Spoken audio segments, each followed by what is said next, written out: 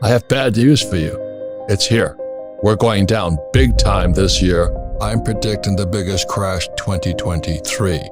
And so that's why we're glad you listened, so you don't have to be a victim of all this wokeism and stupidity out there in the marketplace. And the trouble with the real estate market, the stock market, bond market, real estate market. Trouble with the real estate market, when it goes down, it's like a sinkhole. It takes businesses, neighborhoods, it takes everything with them because it affects so many more people. Whereas stock, you could lose Apple and you're not in Apple, it doesn't affect you. But when you lose a business or real estate and all this, it takes everything down with them. So that's why right now there's migrations out of certain states and into certain states. And the reason I like oil is because you can't print oil. You can print stocks, you can print ETFs, you can print money, but you can't print oil, yet at least. And what I say is that civilization runs on energy. And if we don't have enough energy or the price of energy goes up, standard of living come down. And that's why what happened when our buddy Biden took the Keystone XL pipeline offline, it made me richer because the oil that Mike and I were selling from our oil wells in North Dakota and Louisiana and Texas, we were selling at $30 a barrel. When Biden got elected, oil went to a spike to 130. Every time there's hyperinflation, dictators arise, revolutions come up. That was Stalin, Mao, Lenin, and Hitler. And we're cruising for that right now. Hyperinflation pisses people off. Can't put food on the table, they can't afford to live, lifestyle crashes, standard of living crashes. But the bad thing is because this energy that's driving a lot of it plus too much money, it makes everything expensive. This market's going to come down big time, big time. So what are you saying to people? Most people sadly have a buy and hope strategy. They buy their investments, their mutual funds, and their 401k, and they just hope everything's going to work out. As I've said before in the show, hope is not a retirement strategy. And that's what most people do. They have their head in the sand, and so far they've woken up today and they've seen their 401k down by 25-30%, wondering what happened. And this is not over. If people think that that's going to get better, it's not. Things are going to get a lot worse, as Robert says. And the biggest bubble of all, most people don't know this, is corporate credit. And what was happening during the boom when they kept dropping interest rates, zero interest rates, many companies couldn't grow their companies. So they would borrow off the balance sheet of their company and they'd buy back their stock. And they would stock the company full of this debt to buy back their stock. Like Apple just uses their credit to buy more Apple stock. That's what it means. And now the stock markets are crashing. The same with bond markets. The reason London or England just went down is they couldn't make the pensions, the defined benefit pensions for the people. So what they did is they borrowed money at 0% to buy bonds at 3%, hoping that would pay for the retirees. And there's, like in America, 10,000 a day retiring today. And all of a sudden, when they did that thing where they reversed and the interest rates dropped, bond markets dropped. I won't touch anything you can print.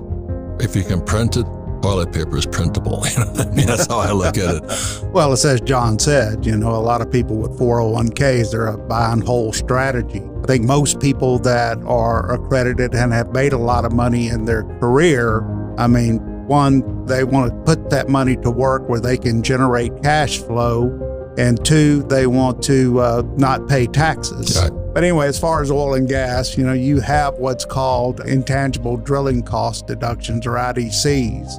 And IDCs is pretty much, you can write off right at about 70-75% of that in a well. So an investor that's coming in who is in a top tax bracket, he's able to actually create a savings because the federal government is coming in and they're writing that off because they want people to find, regardless of what you read in the paper today, we still need oil and gas reserves, so those tax advantages are still there.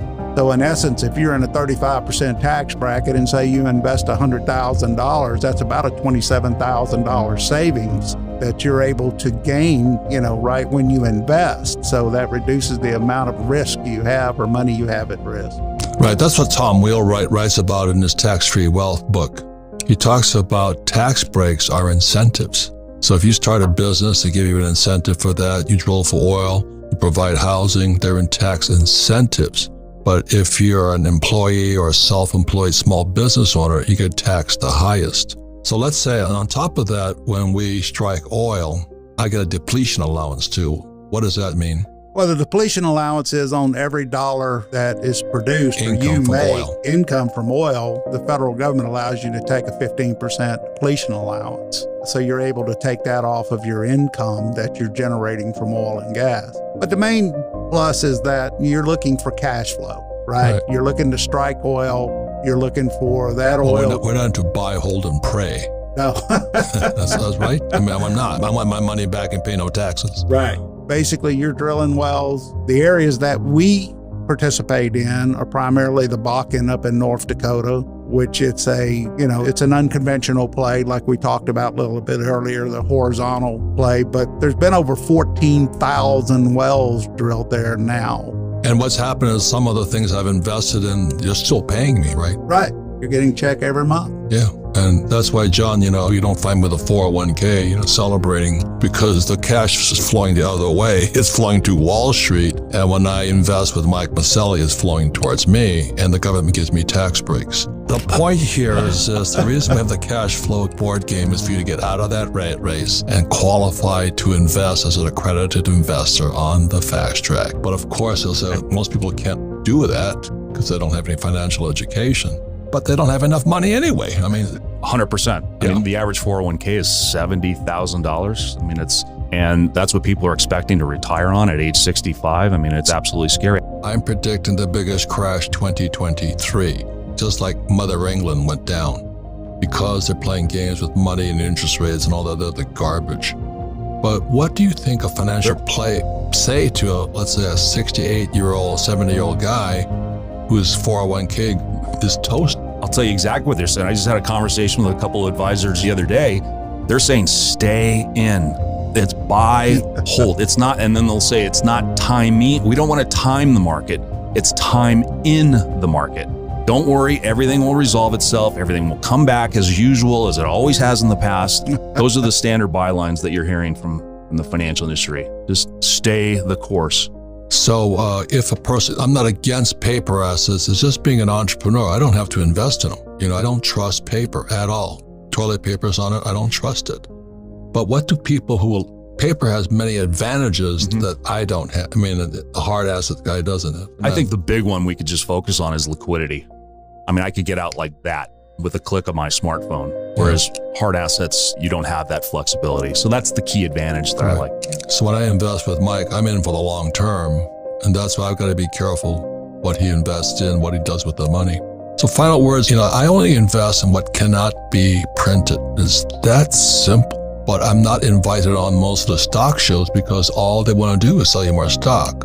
So what would you advise somebody who wants to switch out of paper into what you're doing? Any advice? Well, just on the oil issue itself, I mean, I think, a lot of people don't really understand what oil is used for. Oil is in just about everything we touch. Right, plastic, paper bags, I mean, in food. And of course, we're going to see real food shortages, right? Fertilizer, we're going to see real food shortages here this year coming up. I think Europe is in a really bad place. But, a lot of our clients, they're in paper. I mean, they take a portion of their income and they put it into oil and gas or gold or silver or something, just to have that diversification. Just a normal investor, a lot of them, they obviously want that diversification into energy because I think everybody sees that, they can see through this stuff that this administration is trying to push. I mean, they go to the gas pump every day. Diesel is still selling for close to $5 a gallon. I mean, as far as that, gasoline is still, even though they can continue to say, that it's going down, I mean, they're depleting our national reserves. I mean, what is that? Why are they depleting our reserves? They could just drill more.